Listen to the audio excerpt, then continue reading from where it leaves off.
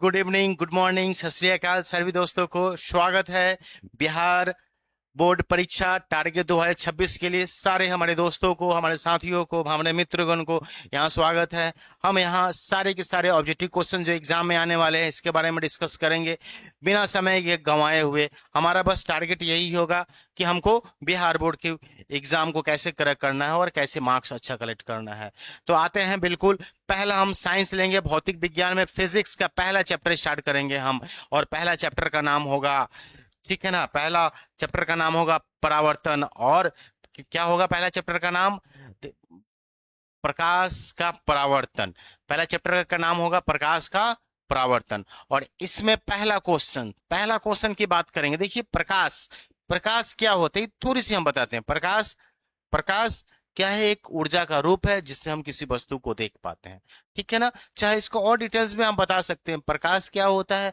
प्रकाश ऊर्जा का एक रूप होता है जो हमारे आंखों को प्रभावित करता है, जिससे हम किसी वस्तु को देख पाते हैं।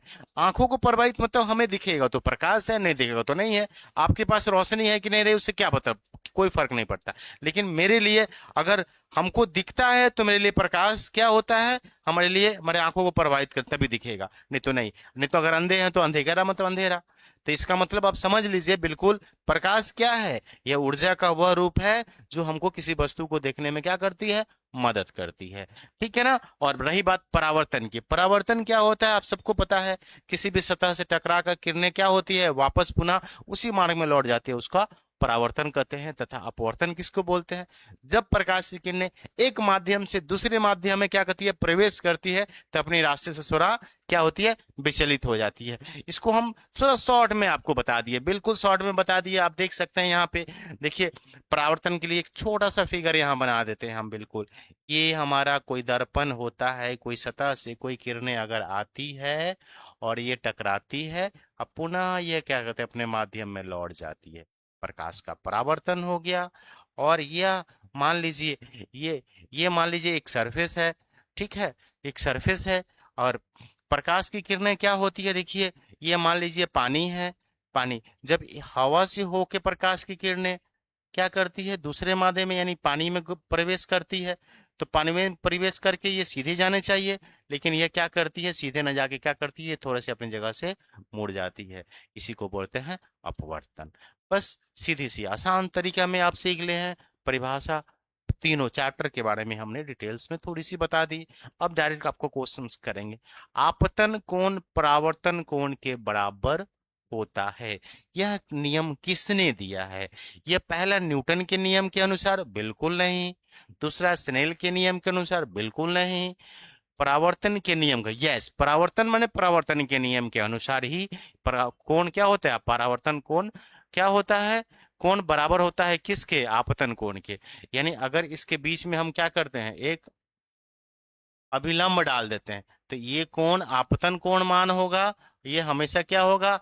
बराबर होगा आ, इसका परावर्तन कोण के बराबर। पहला क्वेश्चन का आंसर होगा सी। अब सेकेंड क्वेश्चन पे हम जाएंगे। पिन होल कैमरा में निम्नलिखित से क्या बनता है? पहला छाया? बिल्कुल नहीं। दूसरा प्रतिबिंब। तीसरा होलोग्राम। तीसरा इनमें से कोई नहीं। ऑप्शन क्या होगा? बी सही। सेकेंड क्वेश्चन इसके बाद आएगा थर्ड नंबर। यदि आपतन कोण 45 डिग्री हो तो परावर्तित किरण एवं अभिलंब के बीच का कोण क्या होगा? बिल्कुल क्या होगा? 45 डिग्री। हमने जैसा कि आपने यहाँ बताया था, इस कोण का मान अगर 45 डिग्री होगा तो इसका भी 45 डिग्री होगा। क्वेश्चन को ध्यान से समझेंगे। क्या लिखा है? परावर्तित अभिलंब के बीच कोण। अभिलंब हमने क्या बताया था? यही ना अभिलंब है जी। यही अभिलंब के बीच ही कोण बनता है हमेशा। आपतन आपतन कोण और परावर्तन कोण, ठीक है ना। हमेशा ये कोण परावर्तन आपतन कोण किसके बीच बनता है? अभिलंब के बीच में बनता है, ठीक है। अब देखिए, समतल दर्पण द्वारा प्रतिबिंब उल्टा होता है, अर्थात दाया बाया प्रतीत होता है, ऊपर नीचे प्रतीत होता है, बड़ा होता है। इनमें से कोई नहीं। देखिए, जो भी किरण हम जानते हैं कि एम्बुलेंस में लिखा रहता है, आप कभी एम्बुलेंस को देखे होंगे, ABCD जो लिखा होगा वो क्या हो गया? लेटरली इनवर्सेस लिखा होगा। देखो क्या होता है, समतल दर्पण में अगर फिगर बनता है ना, देखिएगा, समतल दर्पण में अगर फिगर कोई बनेगा ना, अगर एल ऐसे लिखा हुआ तो समतल दर्पण में एल ऐसे हो जाएगा, यानी दायां बायां हो गया, बायां दायां हो गया। तो इसका आंसर क्या होगा? ऑप्शन ए होगा। नेक्स्ट आगे, उत्तल दर्पण द्वारा चांद के प्रतिबिंब का आवर्धन होता है। किसका? चांद के प्रतिबिंब की बात करेंगे। देखिए यहाँ पे जब उत्तल दर्पण होगा तो आप देखोगे उत्तल दर्पण में क्या होता है, कभी भी कोई भी प्रतिबिंब बनता है ना, वो हमेशा क्या बनता है? छोटा बनता है। छोटा बनेगा मतलब एक से कम होगा। छोटा बनेगा यानी 5 नंबर का आंसर आपका क्या होगा? आप इसका बिल्कुल, चांद बहुत बड़ा है लेकिन हम मिरर में दिखेगा इसी तरह, उसके सामने बहुत छोटा होगा। क्या होगा? बहुत छोटा बनेगा। समझ गया? बिल्कुल ठीक है ना, क्योंकि देखिए एक का मतलब उसी के बराबर होगा। अब माइनस साइन बताता है ये रियल है कि वर्चुअल है, माने ये काल्पनिक है कि वास्तविक है। नेक्स्ट आएंगे, जब वस्तु को फोकस पर हो तो, जब वस्तु फोकस पर हो तब अवतल दर्पण के बना प्रतिबिंब होता है। कहाँ रखना है? हम अवतल दर्पण के फोकस पे रख रहे हैं। फोकस पे जब भी रखेंगे अवतल दर्पण के, तो हमेशा प्रतिबिंब, देखिए अवतल दर्पण है तो प्रतिबिंब हमेशा क्या बनेगा? वो वास्तविक प्रतिबिंब ही बनेगा। क्या बनेगा? वास्तविक बनेगा।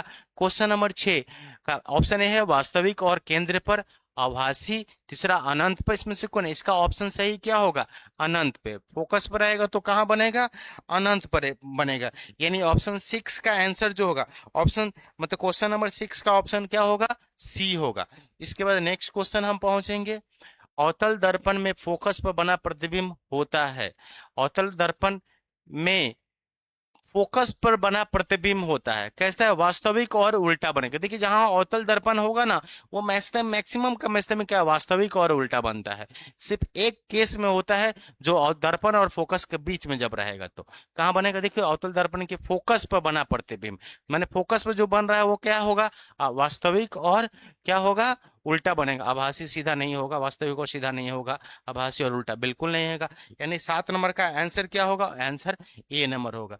नेक्स्ट क्वेश्चन आते हैं 8 नंबर, जब वस्तु अनंत पर हो तो अवतल दर्पण में प्रतिबिंब, फिर अवतल दर्पण है, प्रतिबिंब कहाँ बनेगा? दर्पण के पीछे। वस्तु कहाँ है? अनंत पे है, तो बनेगा वर्तन के पीछे, क्या दर्पण के पीछे आभासी, फोकस पे वास्तविक बनेगा। ऑप्शन नंबर बी इसका क्या आंसर होगा? केंद्र पे आभासी, ध्रुव पे भाई नहीं, बिल्कुल इसका क्या होगा? क्वेश्चन नंबर 8 का आंसर होगा बी। नेक्स्ट क्वेश्चन आते हैं हम क्वेश्चन नंबर 9, निम्नलिखित में कौन सा प्रकाश के लिए अपेक्षाकृत सघन माध्यम है? जल, हवा, केरोसिन। आप सबको पता है ऑप्टिकल डेंजर माने प्रकाश से कौन सा घना माध्यम है? जल और केरोसिन। हवा तो आपको पता है बहुत हल्का है। तो इसमें ऑप्शन आप खुद अंदाजा लगाइए क्या हो सकता है। ऑप्शन ए और, तो इसमें क्या होगा? ऑप्शन ए जल होगा। केरोसिन आपको पता है जल में तैरने लगता है। ठीक है, ये क्वेश्चन। अब आ जाएंगे 10 नंबर। 10 नंबर, लेंस की क्षमता का ऐसा ही मात्रक क्या होता है? लेंस की क्षमता, देखो इसमें ऑप्शन होगा, इसका ऑप्शन 10 का इसका डायोप्टर बताता है। कभी क्वेश्चन नंबर 10 का ऑप्शन होगा, इसका क्या होगा? Metre inverse. ये ऑप्शन होगा, क्या होगा? Metre inverse. क्योंकि आपको पता है पावर माने शक्ति जो होती है, लेंस की क्षमता माने पी। पी बराबर क्या होता है? 1/f। आई मीटर में होगा यानी फोकस दूरी हो गया। एम होगा तो एम नीचे में रहोगा तो ऊपर जाएगा तो क्या होगा? माइनस एम हो जाएगा। ठीक है, ये हुआ आपका, ये क्वेश्चन हुआ हमारा 10। अब हम बात करेंगे क्वेश्चन नंबर 10 के बाद क्वेश्चन नंबर हम बात करेंगे 11 में आएंगे हम। कहा? क्वेश्चन नंबर 11 में। क्वेश्चन नंबर 11 का देखिए, अप अपवर्तनांक की इकाई क्या होगी? इसके अपवर्तनांक का इकाई क्या होगा? देखिए इसको बोलते हैं, ये क्या है हमारा? ये इसको बोलते हैं अपवर्तांक। क्या होता है? ये रेशियो होता है। क्या होता है? रेशियो का मतलब होता है अनुपात होता है। आपको सबको पता है अनुपात का कोई इकाई नहीं होता है। अनुपात का क्या होता है? कोई इकाई नहीं होता है। तो क्या होता है इसका? देखिए अनुपात को हम अपना अपनांक को म्यू से दिखाते हैं। ये होता है मालूम है C/V। यानी कोई भी ये रेशियो हुआ ना, ये प्रकाश किस में, हवा में उसके वेग है, या ये क्या है? किसी भी माध्यम में है। ठीक है। नेक्स्ट, प्रकाश का अपवर्तन होता है क्योंकि प्रकाश की गति में परिवर्तन होता है, आवृत्ति में परिवर्तन होता है, रंग में परिवर्तन होता है, इसमें से कोई नहीं। गति में परिवर्तन होता है। पहला ऑप्शन क्या है? प्रकाश की गति में परिवर्तन होता है, यानी प्रकाश का अपवर्तनांक होता है क्योंकि प्रकाश की गति में, यानी 12 का आंसर, सही आंसर क्या होगा? सही आंसर होगा ऑप्शन ए, प्रकाश की गति में क्या होती है, परिवर्तन होती है। एक माध्यम में मतलब हवा में उसकी अगर गति 3 × 10⁸ है, तो पानी में क्या हो जाएगी, उसके कम हो जाएगी। यानी बदला ना गति, उसकी गति में क्या हुई, चेंजिंग आ गई। नेक्स्ट, सूर्य से आने वाला प्रकाश पुंज निम्न में से कौन सा है? अभी अभिसृत प्रकाश पुंज, समानांतर प्रकाश पुंज, अपसृत प्रकाश पुंज, इनमें से कोई नहीं। अब अंदाजा लगाइए 13 का आंसर क्या होगा। 13 का आंसर होगा क्या, देखिए प्रकाश, सूर्य बहुत दूर है ना, तो दूर है, इनफिनाइट दूर से आ रही है, यानी क्या होगी, समानांतर प्रकाश पुंज। किरणों के समूह को कहते हैं, क्या कहते हैं किरणों को, समय को, किरण पुंज। किरणों के क्या होते हैं, किरणों के समूह को, किरणों के समूह को क्या बोलते हैं, किरणों के किरणों को समूह को क्या कहते हैं, प्रकाश पुंज, किरण पुंज। ऑप्शन ए और बी दोनों। और तीसरा नंबर इसमें से कोई नहीं। क्वेश्चन 14, 14 का आंसर क्या होगा बताइए, 14 नंबर का आंसर क्या होगा। इसका ऑप्शन प्रकाश पुंज भी बोल सकते हो आप, और किरण पुंज भी बोल सकते हैं। इसका ऑप्शन क्या होगा, ऑप्शन सी। आभासी प्रतिबिंब कैसा होता है? आभासी प्रतिबिंब हमेशा क्या होता है बाबू, हमेशा सीधा होता, आभासी। और वास्तविक होता है जो उल्टा होता है, ठीक है। निम्न में से आवर्धन शीशा, मैग्नीफाइंग ग्लास कौन है? मैग्नीफाइंग ग्लास की बात कर दी, आवर्धन शीशा माने जिसमें क्या होता, इमेज जो होता है, प्रतिबिंब जो बनता है वो क्या है, बड़ा बनता है। यानी 16 नंबर क्वेश्चन का आंसर क्या होगा, 16 नंबर का आंसर होगा इसमें लेंस, ठीक है ना। इसका क्या होगा, उत्तल लेंस होगा। क्या होगा, उत्तल लेंस होगा। 16 का आंसर क्या होगा, अवतल दर्पण, अवतल लेंस, उत्तल लेंस होगा। अब क्वेश्चन नंबर 17, 17 का आंसर होगा कौन सी लेंस में वास्तविक एवं आभासी दोनों प्रकार की प्रतिबिंब बन सकते हैं, कौन सी लेंस है ऐसे। तो इसका सही ऑप्शन क्या होगा, उत्तल लेंस, अवतल लेंस, नहीं, इसका सही सही उत्तर क्या होगा, उत्तल लेंस, 17 नंबर का आंसर। अब बात आगे बढ़ते हैं फिर। लेंस की फोकस दूरी f एवं क्षमता p हो तो, अभी हमने आपने आपको बताया ही था, अभी तुरंत बताया था कि p बराबर क्या बताया था, p बराबर बताया था 1/f, ये बताया था p बराबर 1/f, यानी p भागे होगा कि p गुने होगा, आपके सामने दिख रहा है यहाँ पे, ऑप्शन नंबर बी, ठीक है। नेक्स्ट क्वेश्चन आ जाए यहाँ। फोकस दूरी 20 हो तो अपतल दूरी की वक्रता त्रिज्या क्या होती है, आपको सबको पता है, r बराबर क्या होता है, 2f। यानी क्या दिया हुआ है, फोकस दूरी दिया हुआ है, यानी यहाँ दो गुने कर देंगे हम, क्या होगा, 2 × 20 बराबर क्या हो जाएगा, 40। नेक्स्ट क्वेश्चन 20 नंबर, कांच की एक समांतर पट्टिका पर श्वेत किरण तिरछी अपतित होती है, निम्नलिखित में कौन सा प्रथम, कौन कौन प्रथम अपवर्तन के साथ घटित होगा, ठीक है ना। क्वेश्चन नंबर 1, क्वेश्चन नंबर 20, कांच की एक समानांतर पट्टिका पर श्वेत किरण तिरछी अपतित होती है, तो निम्नलिखित में कौन सी प्रथम अपवर्तन के साथ घटित होगा। पहला विचलन, दूसरा पूर्ण परावर्तन, तीसरा वर्ण विक्षेपण, और तीसरा और चौथा क्या है, इनमें से कोई नहीं।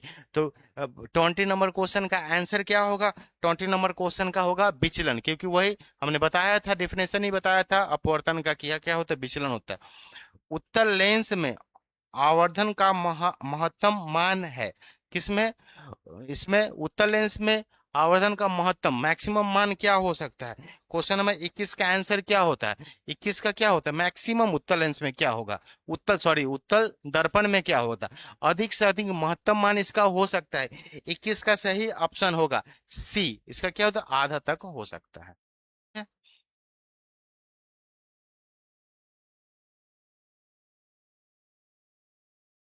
अब इसके और भी सारे क्वेश्चन हम आपको प्रैक्टिस करवाएंगे, नेक्स्ट सेक्शन में आपके साथ आएंगे। सारे बच्चों से रिक्वेस्ट है कि आप इस चैनल को देखिए, समझे, और बोर्ड के एग्जामिनेशन पर्पस पे उन लोगों को शेयर करिए और सब्सक्राइब करिए, जिससे आपको मैक्सिमम से मैक्सिमम मार्क्स मिल जाए, और आपके दोस्तों का भी इसमें क्या हो, भला हो, यानी रिजल्ट हो तो एक का रिजल्ट ना हो, पूरे स्कूल का रिजल्ट हो, पूरे मोहल्ला का, पूरे गांव का रिजल्ट हो। इसलिए इसको आप खुद सब्सक्राइब करिए और अपने सारे दोस्तों के साथ शेयर करिए सब्सक्राइब के लिए।